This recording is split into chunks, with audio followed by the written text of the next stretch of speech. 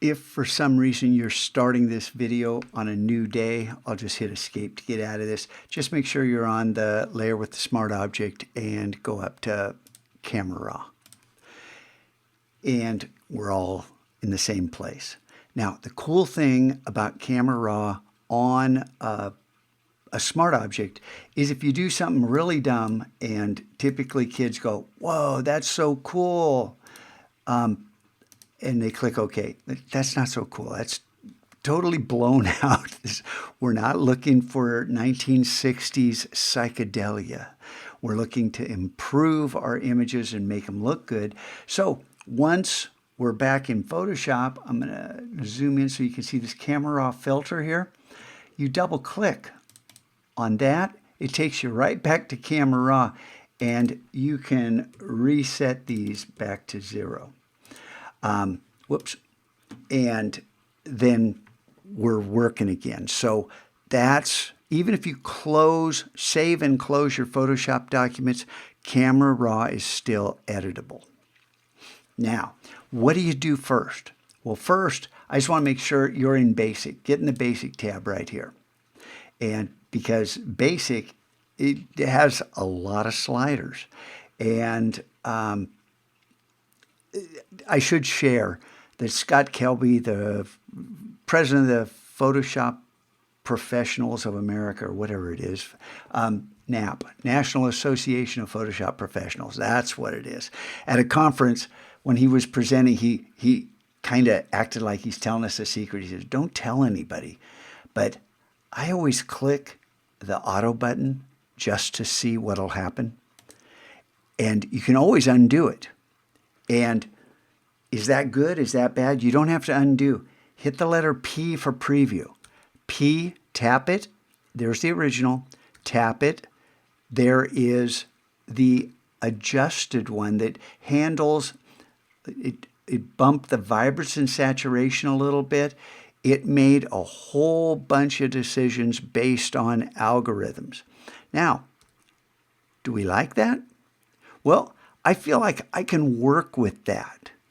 And when I originally did this, I didn't click auto because I forget about it half the time because I'm so excited to just dig into this.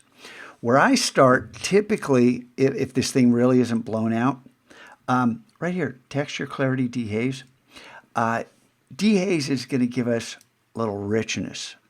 It's going to darken things up, and it's going to take care of some of what I thought was a little overexposure. Clarity is going to find edges. And it's one of those things you just don't want to go all the way because it also finds noise. So you look and notice you can grab that handle, but you can always also click up here and drag back and forth. And I don't watch these numbers. I watch in here. I watch to see what's going on and what looks good. Where is it too far? And then texture is going to work, well, I think you can figure that one out. You come this way, it softens everything up. So clarity, sharpened edges, texture, soften things up. So you get this really different kind of feel. And now, what do you like? This is seasoned by taste. There is no, this is the perfect image. I want these settings. No, this is, everyone is going to have a different sense of what works. Just that blown out stuff. That doesn't work. We're looking for, we're trying to enhance this image to make it look more beautiful. So I might pump up those blacks and shadows a little more. I feel like the whites might be a little, well, no, that's helping. So you keep your eyes out here. When you move and you find a spot that's working on that layer, watch your image. And you go back and forth and do this stuff. And when you click OK and look at it, and then you turn this off and on, and you might think, oh, I want to change that. There's something about this. Well, you double click on the camera raw filter and head back here, and you keep working on it. That's the coolest thing about smart objects. Man, they didn't used to exist. And you've got all this flexibility built in. So have some fun with this, work on this, and we'll just add one more video to this. There's so much more we could do, but we're just learning about layers here. We're going to click OK, and let's get rid of that spider web. Remember I talked about that in that original movie? Doesn't that bug you right there, these little spider webs? And how do we get rid of it without, well, we can't get rid of it on a smart object. That's the short version. But how do we get rid of this without,